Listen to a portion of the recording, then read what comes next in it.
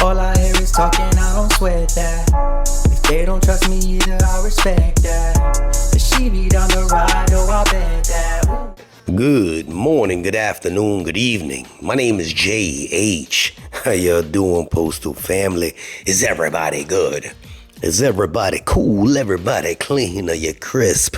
Are you feeling irie today? Let's talk. I had 3 ladies on yesterday on a live, and they expressed what they were going through, and it was really incredible to finally see people come together and talk about some things that they got going on. This place needs to change the culture. But one of the comments in the video said to the lady, and this is probably one of the people that watch me the most. I forgot his name. I don't want to put the comment up there. But he said, leaving the union is not a good idea because you don't have a voice if you leave the union or pulling your union dues. That's what he said. So me being that guy, I'm going to leave a disclaimer. And the disclaimer is this. We all have a choice. And what you're about to hear me say is because I think for myself, and everybody should as well. The USPS reality is this. There is no strike, but they still got power. There is a fact that the federal law bans USPS from strikes, but unions such as the APWU, the NALC, the Rural Carriers Union, the Mail Handlers Union still take dues for representation, right? But here's the question. If strikes are off the table, then what exactly are you paying for? See, I'm going to talk about the this and the that. I'm going to give your argument on why you should pull your dues, and I'm going to give the counter argument as why you should make sure that you take care of your union. But here's the fact. Why withdrawing union dues won't break the USPS unions? Number one is unions can't strike anyway. Dues fund what exactly? Strikes are unions' number one weapon. We all know that. And without that, dues pay for salaries, union bosses like Renfro and my guy Diamondstein and the other ones that we don't even know who their names are. Lobbying, which is often ineffective, because you can clearly see USPS's decline and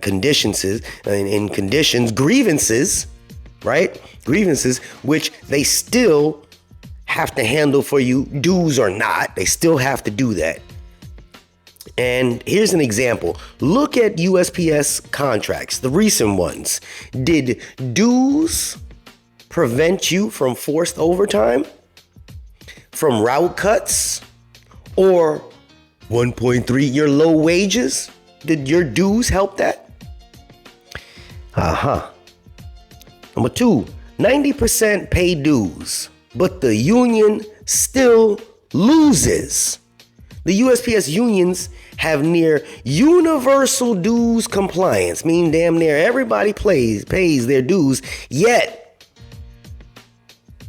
for the NALC, your colas are still diet colas, aren't they? Unlike regular federal employees, you have no leverage to stop plant closures or, subcontracting. No leverage whatsoever. It's not like you're stopping. Hey, we're going to do this. We're going to strike so that this plant stays open. Nope. They closing regardless. The truth is, money isn't the issue. Structural powerlessness is the issue. Your local unions are ghost towns. Nobody shows up to the local union meetings by choice or by force. We've been talking about the Zoom meetings. They don't even want to do that. What's your union dues going for? Some stations around this country don't even have a steward or reps to make sure that management doesn't take over or take control or have their will amongst the employees, right? So why are you paying for no support? Well, you still got a raise, right? The counter argument, but the dues, they fund negotiations, right? They fund the negotiations. What negotiations? I'm with the APWU. I don't know what we're doing. What negotiations? Remember the ones for the NALC? Did your union dues help your negotiations? The union contracts are often predetermined by arbitration, right? Once they do that arbitration thing going on. And we cannot lie about this because we saw the letters that Renfro, well, not Renfro, the other guy, they were leaking these memos. Everything was predetermined. So did your union dues stop that?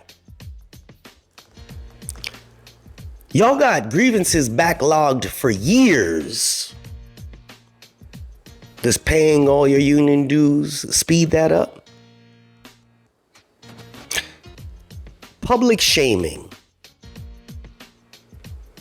Media campaigns about USPS working conditions, right? All over the media, they talk about how bad our working conditions.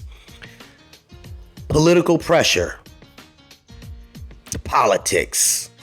People lobby Congress to try to help. You got two people that'll sit there and maybe speak up for us, but then they disappear. You know that's just a photo op. That's just a sound bite. How do you actually slow your mail down without a formal strike? You can't, by law. The bigger point is autonomy over guilt. Solidarity is what we speak, and I speak it too. Trust me, I speak it too. Solidarity, let's come together, unify, unity. But solidarity without results is just a scam.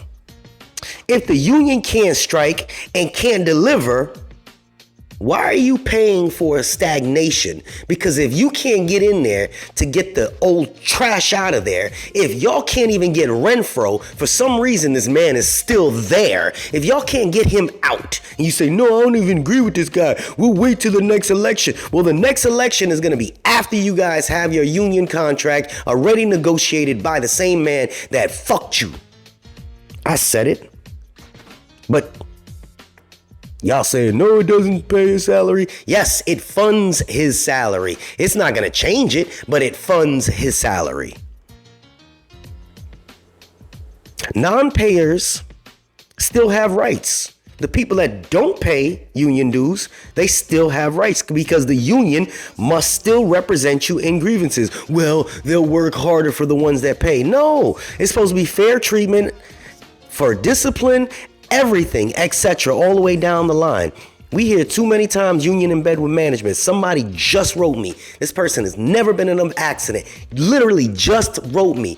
Been at the post office for almost 8-9 years. Never been in an accident. His vehicle touched another vehicle. He had wrote up something on an EEO and a supervisor, and now he's getting a letter, a 16-7 for removal. And because he had an issue with management and then the union's not helping him, what the fuck was he paying his goddamn union dues for? That's what the APWU as well. Just want to make a note. All right.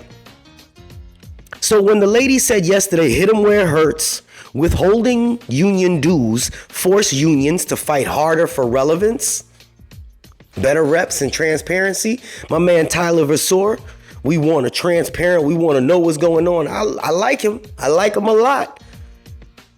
But has any of that stuff come to fruition yet? Has it come to fruition yet? If you pull your dues or you pay your dues, are you getting any difference? People sit there and shame people, but we're going to get to that in the action.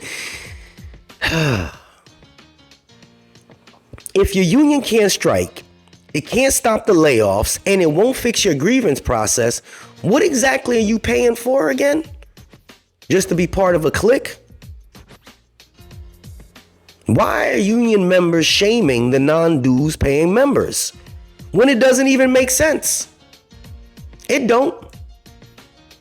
It's number one, brainwashing, solidarity over self-interest. There's been decades of propaganda, unions drill. It's us versus them mentality. Non-payers are framed as traitors, even if the union has failed them. Tell me I'm lying. You know I'm getting serious when I say tell me I'm lying. Guilt tripping works? It does. Phrases like, oh, you freeloading off of us. Ignore that unions must represent all workers by law, and if they don't, they can be sued.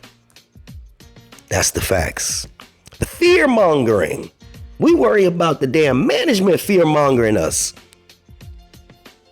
But the fear mongering, if everybody pulls their union dues, we'll get weaker and we'll collapse. The reality is, if they're pulling their union dues, if they have the best union people at their own local, they will never say, hey, I'm going to keep my dues. That's the facts. Fuck what Renfro said. But in their locals, at their local place, because one of the girls around work around here, she said, you know what? I'm going to continue to pay dues because my people have bailed me out over and over again. She fucks up a lot.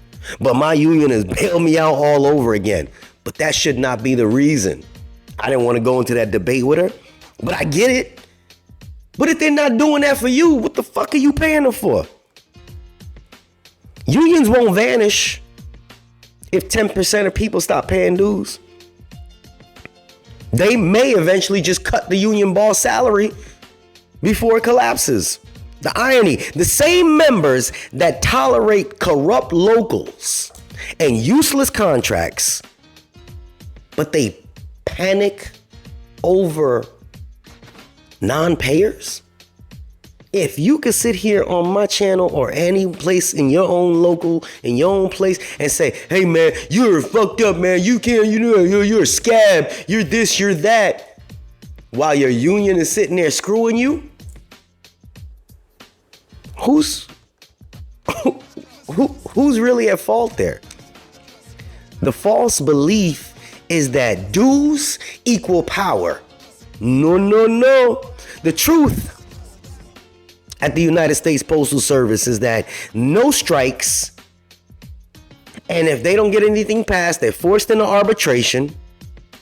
Dues do not buy leverage. They didn't.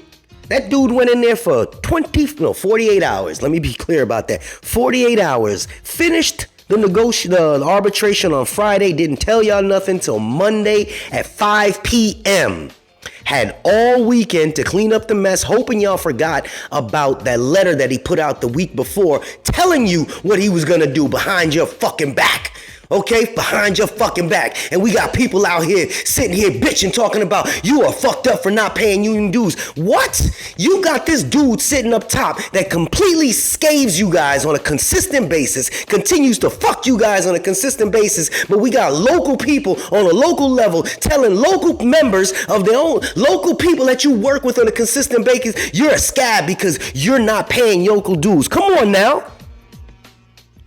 Come on now. They don't buy leverage. They don't buy working power. The NALC spent $1.2 million lobbying in 2023, but USPS still slashed overtime pay. Where was your return on investment? You see me? Where was it? The cult tactics. Isolation and peer pressure. Pull somebody in the office, man. You know they fucked up. Social shaming. That's what they do. Socially shame you. Non-payers get called scabs, excluded from union events, and whispered about, oh, you don't pay no shit. In my place, they put this fucking thing on the board of members that don't pay. The mail handlers union. They put this shit right there in the hallway. Members that don't pay. For what? You ain't gonna go out there and whoop their ass, are you? Come on now. They're not paying. So, our local union president, these people can't stand this dude. And then when I tell other people, I'm like, well, why don't you run against him? No, I don't want that problem. Well, fucking deal with it then. He's the one dealing with all y'all shit right now. You can't stand him? Change the culture. He don't never do no work. He don't do this. What you paying union dues for? Well, cause... For what? It don't make sense. It's a lay down and fuck you type of mentality. All of us are doing it. All of us are doing it. Come on now. It's hard to admit that you pay thousands of dollars every year for nothing so that members double down and defend the system. The local members will defend the system and you still ain't keeping up with the Joneses. Freeloading. Oh, you a freeloader. If the union fights for all workers, why are y'all punishing the ones that opt out? Shouldn't the results speak for themselves? Renfro's salary didn't drop when the USPS lost benefits, but you're shaming your co-workers for keeping their $50, $60 a week or whatever it is. Teamsters can strike. They earn their dues. The USPS can't. We just can't. Why pay the same for less when you don't have a shop steward around you?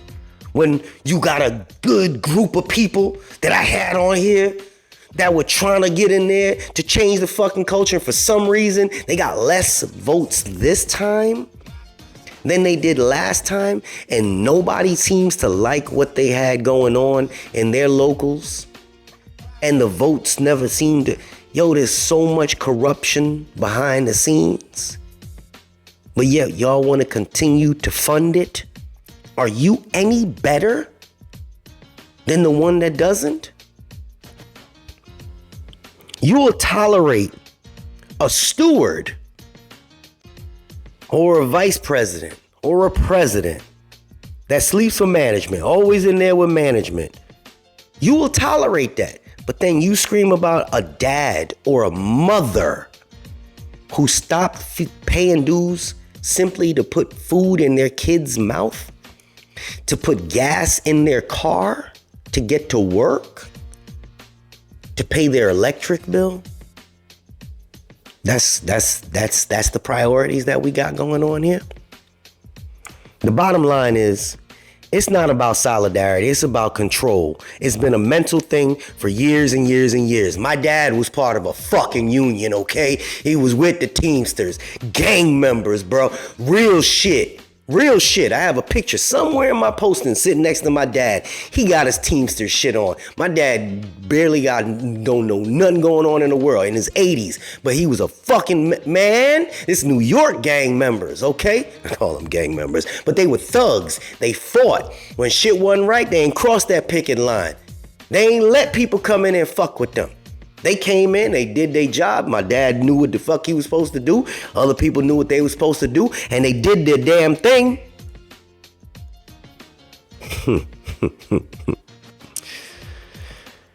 Unions want dues, not accountability.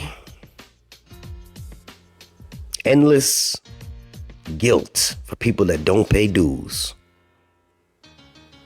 The unions need to have more transparency, just like Tyler Vasseur said. They need to have reps on site. They need to get us better contracts overall. Or